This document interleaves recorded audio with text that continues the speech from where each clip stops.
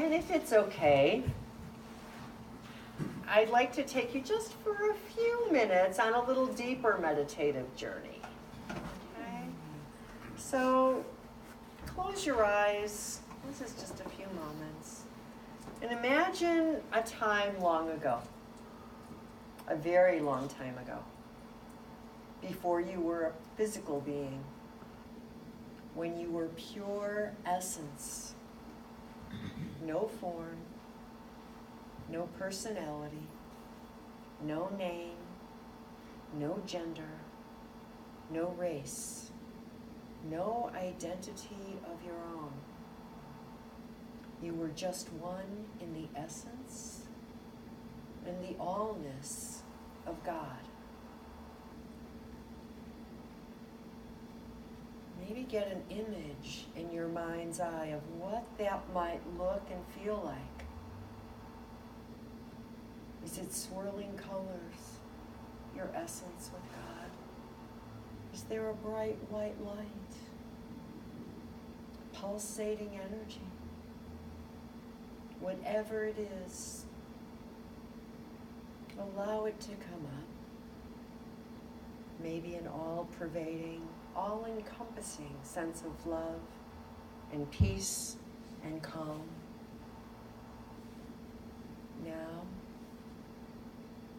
imagine that the essence and allness of God so fully desires to know and experience more of its own divine self, that from within its own creative nature, a soul being described as you is created, and it's sent on a mission to earth.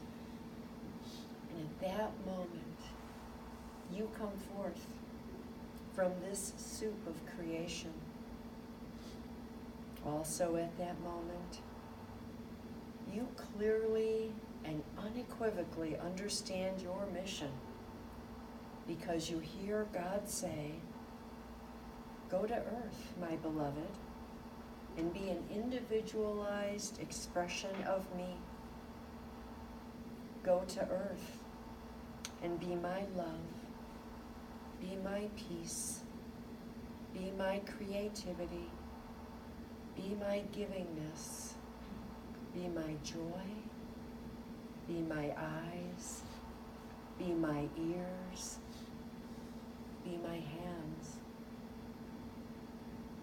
You are ready and excited to come to this earthly expression and be all of this.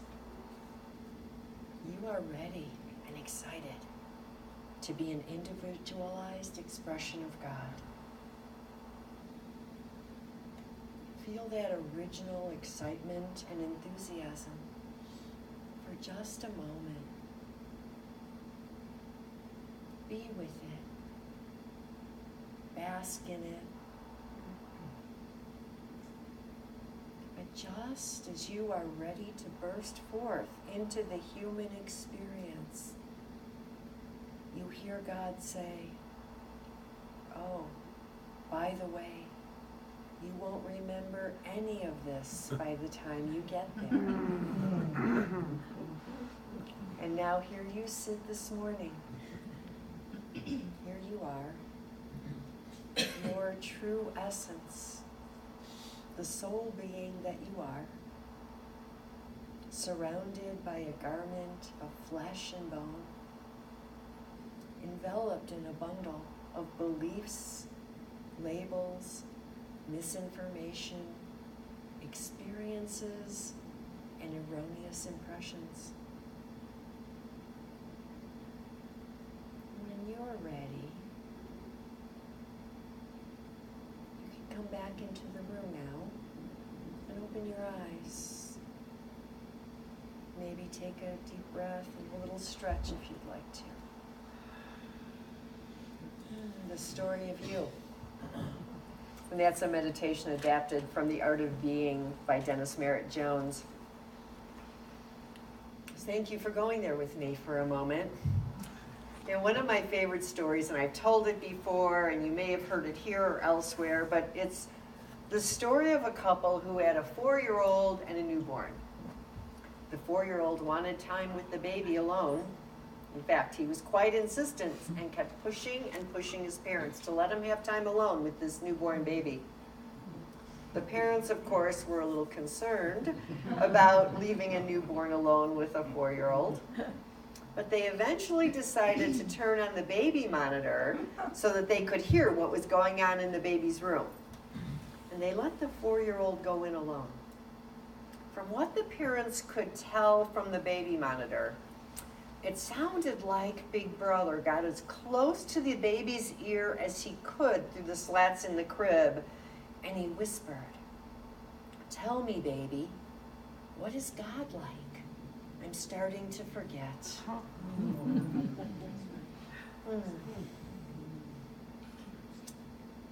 But any time in our lives, right here, right now, we have a chance to remember that. In fact, we are here to consciously remember who we are. We're here to remember who God created us to be, with our gifts, our talents, our unique way of expressing all that God is through us, as us. And very often that trip back to remembering the who we have come here to be, the truth of our being, it is a journey to the center of ourselves, back to the soul. And a lot of times that journey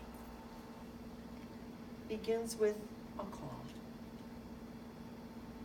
Something brings us back, or brings us the desire to go back, to see what's here, what's within, what is longing to express. Maybe this call is a slight stirring, maybe a pull to, want a little bit more out of life. Or it could be a very dramatic proverbial whack over the head with a 2x4. 2x4. But whatever your call is, it is always your soul wanting to move you deeper into the center of yourself, deeper into an awareness of your connection with Spirit. You've always been connected. It's just as we live our world, we forget. We forget, and we get further and further away from that which we came here to be. A call is not something that we hear just once in our lives. We experience calls of varying degrees throughout our entire lives. A call can signal a significant life change, or it can simply be a call to step out a little bit further than you ever have before.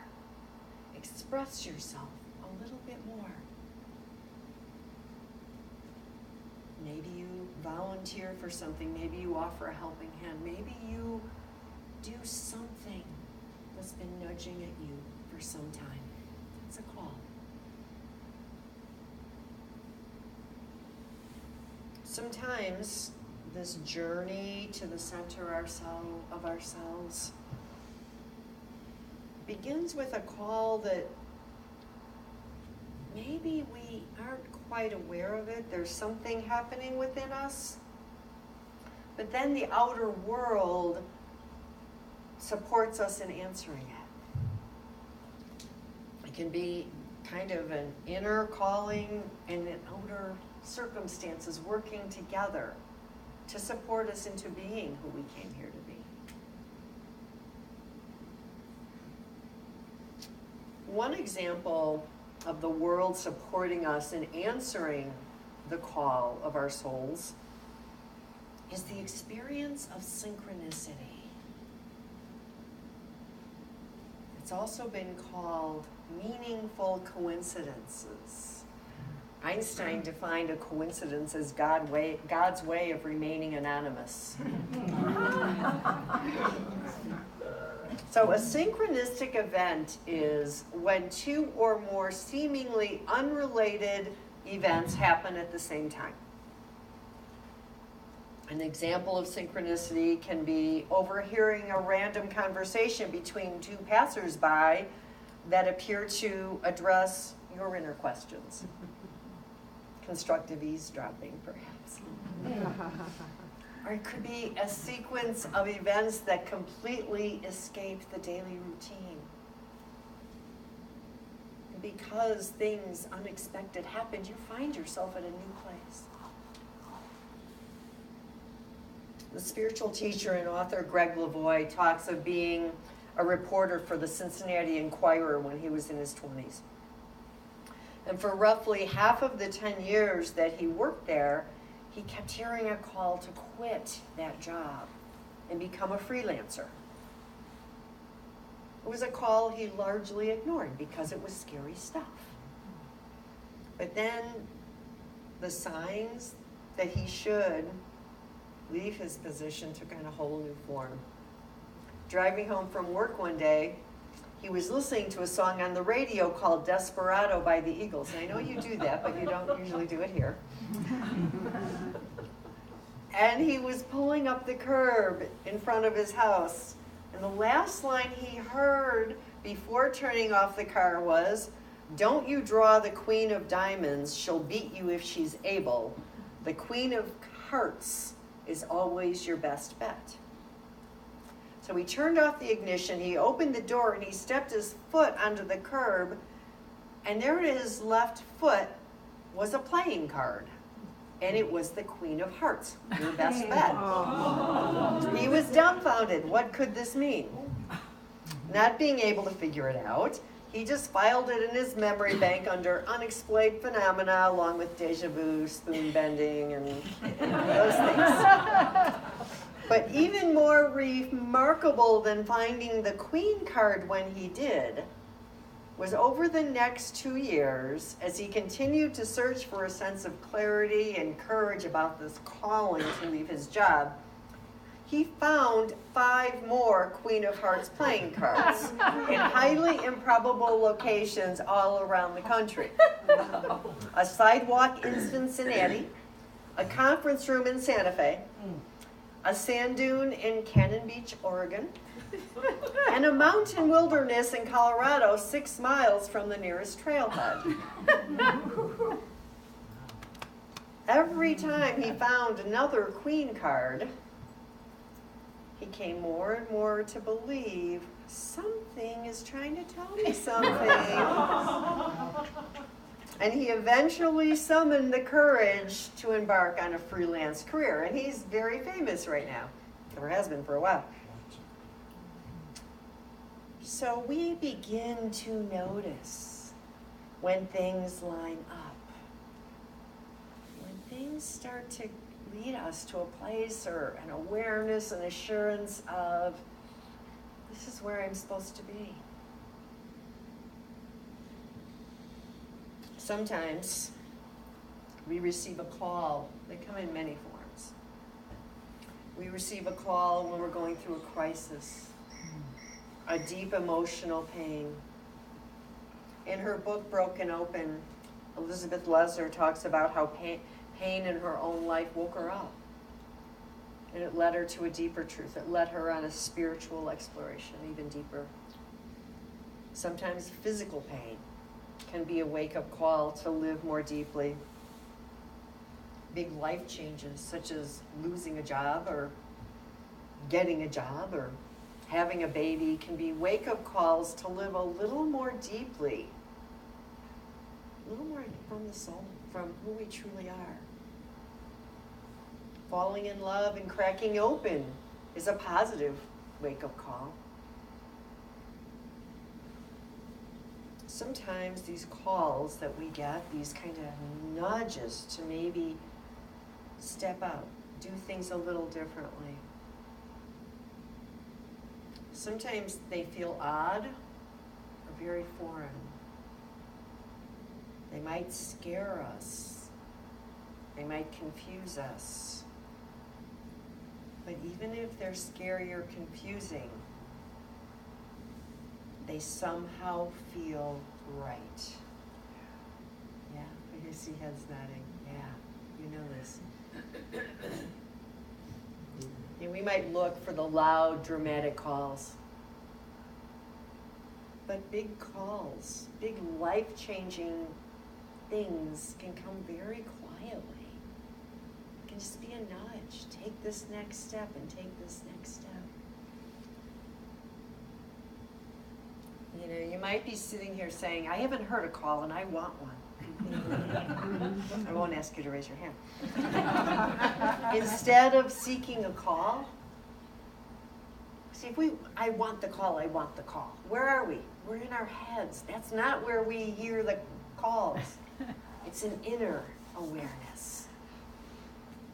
So what you do is you go within and you seek peace. That's it. A peaceful, receptive state of mind opens the channel for inspiration. Just by sitting in silence, opens the mind to be receptive to spirit. So, you receive a call. It's in a big way or a little way. Maybe you start seeing playing cards along the way. And what do you do? What do you do? There's two ways to nurture this calling in our soul. They're the spiritual practices of attention and intention. So you just start when you're feeling kind of a leading, as the Quakers call it, into something more, something greater. You just start at the beginning by paying attention to the synchronicities. Paying attention, just noticing before you do anything, what am I drawn to? What's not leaving me alone? You know, where attention goes, energy flows, right? So spend some time just noticing. Noticing. Where am I led? What's bubbling up? And then, when you notice, you set the intention by asking the question, what does this mean? You're becoming open and receptive for the guidance. And whenever we ask a question, we've talked about this before, our initial reaction is to try to answer it with our heads. What does it mean? We try to figure it out, and usually we go to a real negative place. No. You ask the question, what does this mean? And then you go take a shower or something. Really. And you just allow spirit to come up. It might come when you're driving a car. But when we sit there and try and figure out the answer, we're in our head and it's ego and it's not the right answer. We want to ask, what does this mean? Really, what do you have for me, Spirit? What's trying to happen here? When we ask the question, what does it mean? We're attracting the information that makes the call meaningful and inspiring and potentially healing. We're opening to spirit. And it places us in this flow of willingness. I'm willing to maybe step up a little higher, maybe express a little more. So this journey of answering a call is not something we do alone.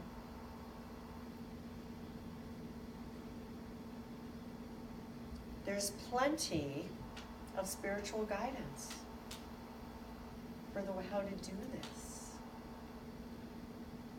If you look in the sacred texts, the Bible, the Bhagavad Gita, every one of those are about people, characters,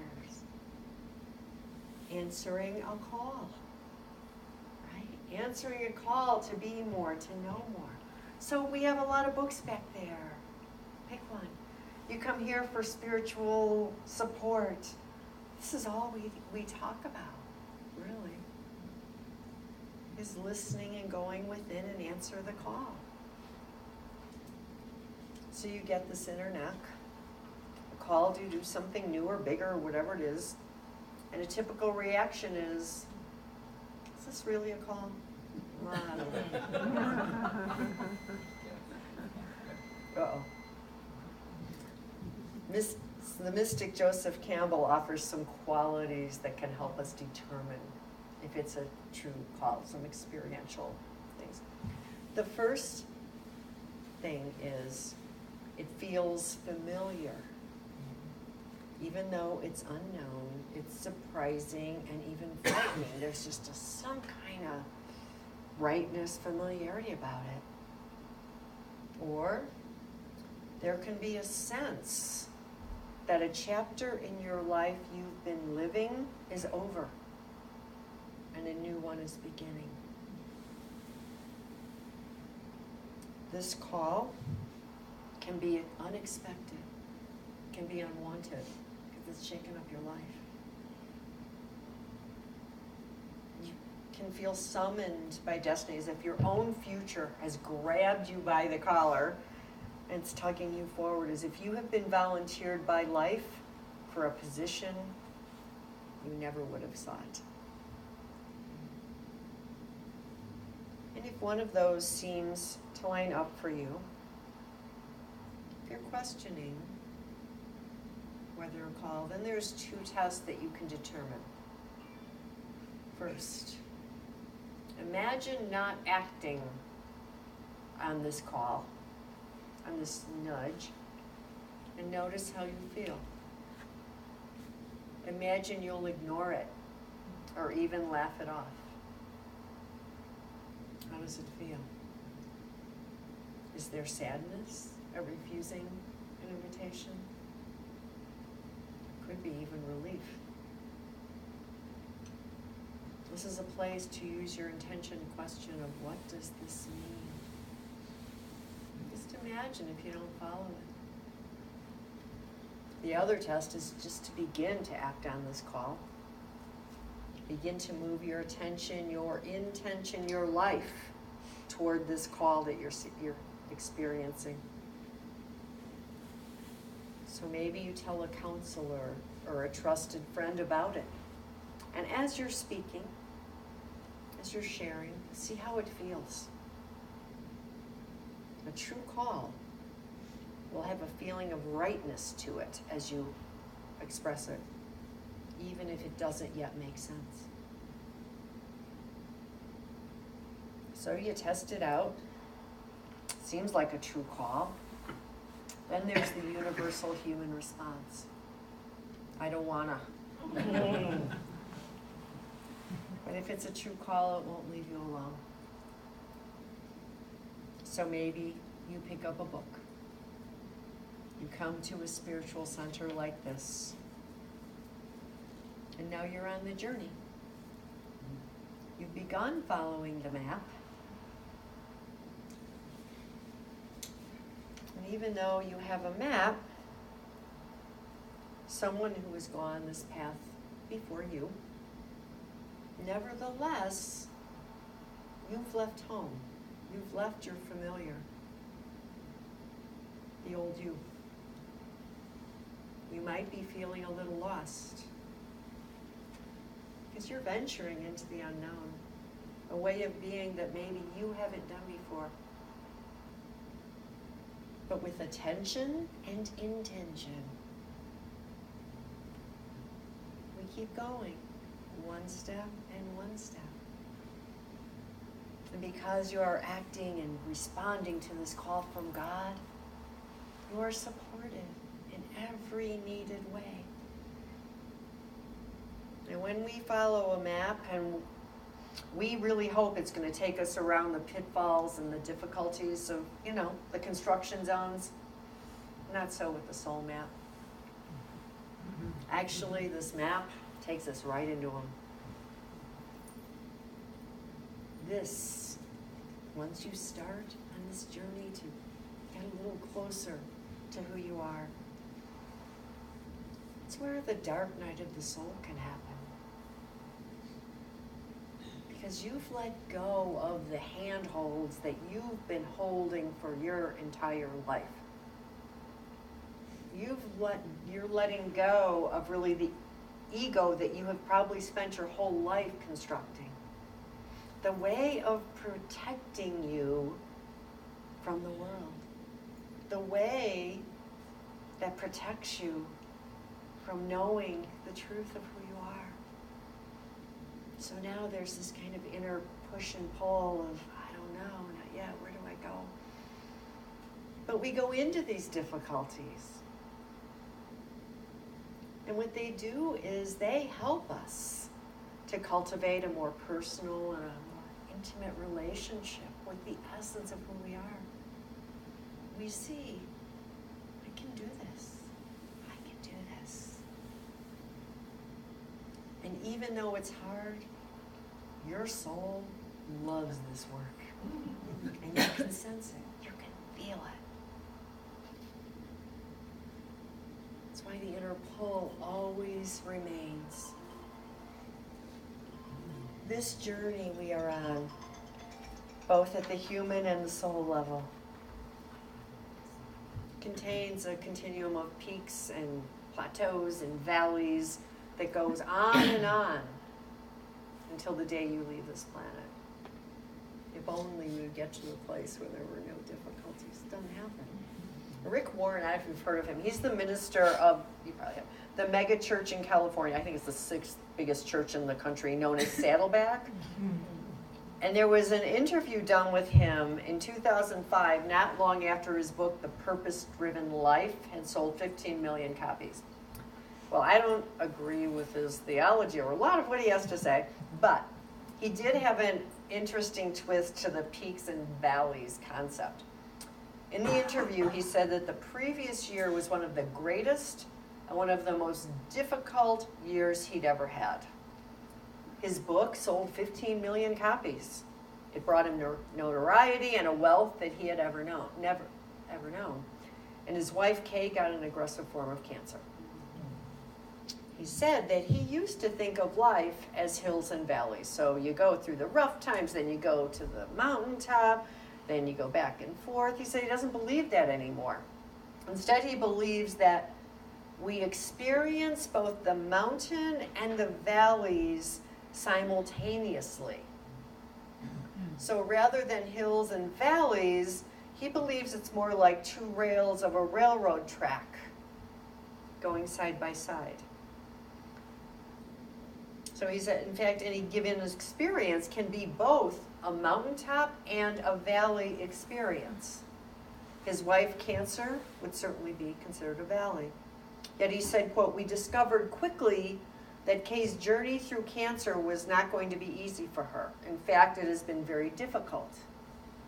And yet God has strengthened her character, given her a ministry of helping other people, and drawn her closer to God and to others." And his book, selling over 15 million copies, would certainly seem like a mountaintop experience. But he said this, "All of a sudden, when the book sold 15 million copies, it made me instantly very wealthy. It also brought a lot of notoriety that I had never had to deal with before. This was very difficult, and I didn't know what to do. So I began to ask God what he wanted me to do with this money, notoriety, and influence. And he was guided to do some pretty marvelous things with this money. He stopped taking a salary from the church. He set up foundations to fund an initiative called the Peace Plan, and he planted churches, equipped leaders, assist the poor, cared for the sick, and educate the next generation. And then he added up all the money the church had paid him in the 24 years since he started the church, and he gave it all back. He said, No matter how good things are in your life, there is something that needs to be worked on. And no matter how challenging things are in your life, there is always something to thank God for. You can focus on your purpose, or you can focus on your problems. If you focus on your problems, you only increase the pain of the problems. But one of the easiest ways to get rid of pain is to get your focus off yourself and onto God's purpose for your life. Knowing that knowing that it all brings us closer to God when we're willing. So we all have calls in life, over and over, big ones and little ones, and each one is designed to take us deeper into the center of who we are. And this spiritual center has a call too. Our mission statement is to awaken all people to the truth of their intimate connection with God and equip them to demonstrate their divine gifts in everyday life. Isn't that simple and clear? We came up with that when we first started, and there has never been a need to change it. And in its 13 and a half years of existence, there have been synchronicities, existence of this spiritual center. There have been challenges, but for me, and I know others, I think, Carl, it's always felt right, and it still feels right. With each event, the hills, the valleys, I ask the intentional question, what does this mean? What's trying to happen here with the people in the center? Is this a call to do something greater? Maybe do things in a different way? So we do as Spirit directs. We do that here. We do it in our lives. And we do it together, knowing that each one of us is answering a call. And we support each other with compassion, with love. And all is well. It's unfolding exactly as it should. Namaste. Namaste.